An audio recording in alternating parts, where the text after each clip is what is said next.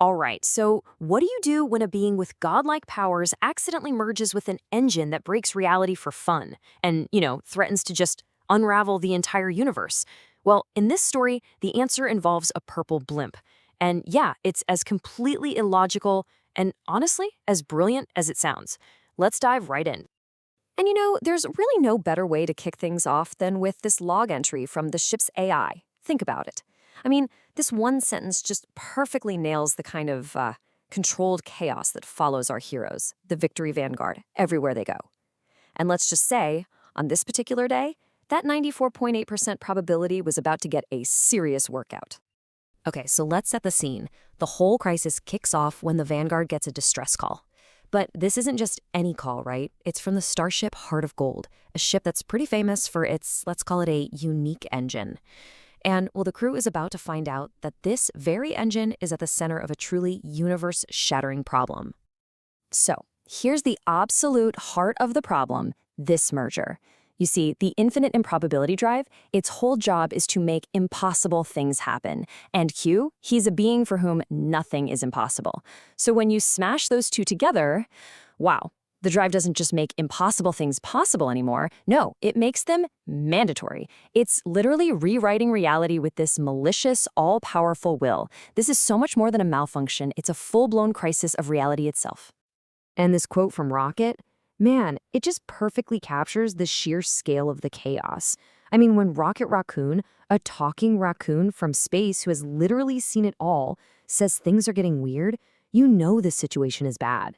We're not talking about a small, localized problem here. We're talking about entire sectors of space just being twisted into complete nonsense.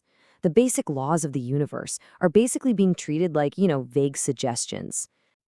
So, how does the Vanguard's leader, the one and only Captain Clueless Cuckoo, decide to tackle this existential threat? Well, when you're faced with a problem that spits in the face of all logic, his solution is simple. You abandon logic completely. You have to embrace the absurd. And this really is the core challenge, right? You can't just fight this thing with bigger guns or faster ships. Why? Because the enemy isn't a fleet of ships. The enemy is the very concept of reality being forced to be wrong. All of your standard tactics, they are completely, utterly useless here. Which, of course, leads to the big question, doesn't it? How in the world do you fight a problem that doesn't play by the rules of logic or physics? What kind of weapon could you possibly use against an engine that makes the impossible mandatory? And this is the captain's answer. It's a strategy that the source material perfectly calls stumble-bum logic. The thinking goes something like this.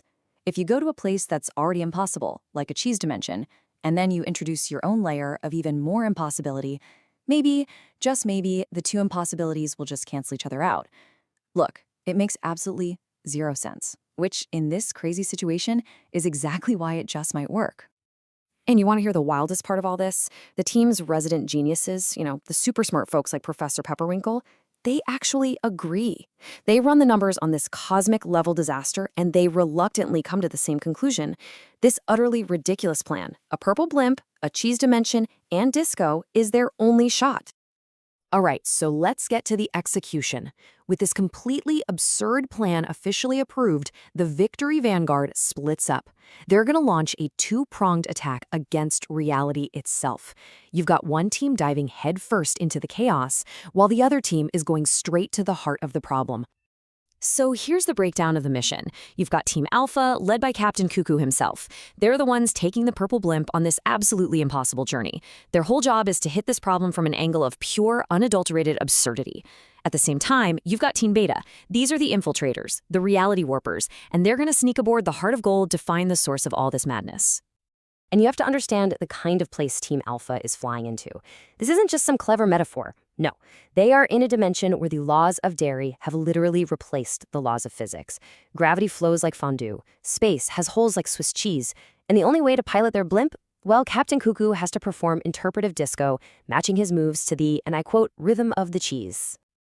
So while Team Alpha is literally disco dancing through a cheese dimension, Team Beta finds something grim. They find Q, but it's not the Q they know. He's been twisted, inverted. His infinite power has been turned into something malicious and predictable. He's totally merged with the ship's quantum drive. The playful trickster we all know, he's become a slave to probability. Okay, and this is where it all comes together. These two completely different missions are about to collide. On one side, you've got this dark, grim, quantum-level crisis, and on the other, a full-on disco party and a purple blimp. The climax, as you can probably guess, is where these two insane realities smash right into each other. So here's the actual science behind it, if you can call it that. The captain's dancing, it isn't just for steering the blimp. His pure, joyful, totally unself-conscious dancing, combined with his, let's face it, complete lack of skill, it resonates with this cosmic force inside him called the heart of everything. And this creates what's essentially a counter-improbability field. It's a wave of joyful, chaotic absurdity that is the perfect weapon against the drive's malicious, orderly absurdity. And really, this quote from Q himself just says it all. As he starts to come back to his senses, this is what he realizes. I mean, think about it. He's an omnipotent being who's seen the birth and death of galaxies, and the thing that finally saves him? The universe's absolute worst, but also most joyful, disco dancer. So here's how it all goes down in the end. It's not some big, heroic showdown. Nope. It's just a perfect storm of accidents. The captain accidentally teleports into the right place at the exact right time. His terrible dancing provides the perfect cosmic frequency to purge the corruption. And the final universe-saving move, he trips and faceplants the emergency reset button. It is the absolute ultimate victory for Stumblebum luck. So, what happens after you save the entire universe with complete and utter nonsense? Well, reality gets restored, sure, but it's not quite the same. This whole event leaves a lasting and, let's be honest, a very whimsical impact on, well, everyone and everything involved. And we get some great details on the upgrades post-crisis. For starters, the Heart of Gold now has a permanent purple tint, and it plays disco music whenever its drive fires up. And the Vanguard's own ship, the Roundabout, oh, it gets its own improbability drive. And of course, weapons that fire concentrated disco energy. You can't make this stuff up. Okay, and I just love this little tidbit from the AI's final report. It wasn't just dancing in general that saved the day. Oh no. The AI calculated it was approximately 156 specific, cosmically terrible yet somehow utterly perfect dance moves that put the universe back in order. And this really is the big takeaway from the whole adventure. And it comes from Q himself. After being rescued, he finally understands the true power of the Victory Vanguard. It isn't their strength. It's not their technology. It's their uncanny ability to be so fundamentally absurd that they literally break the logic of their enemies. They don't just face chaos, they weaponize it. And that's really the thought this whole story leaves you with, isn't it?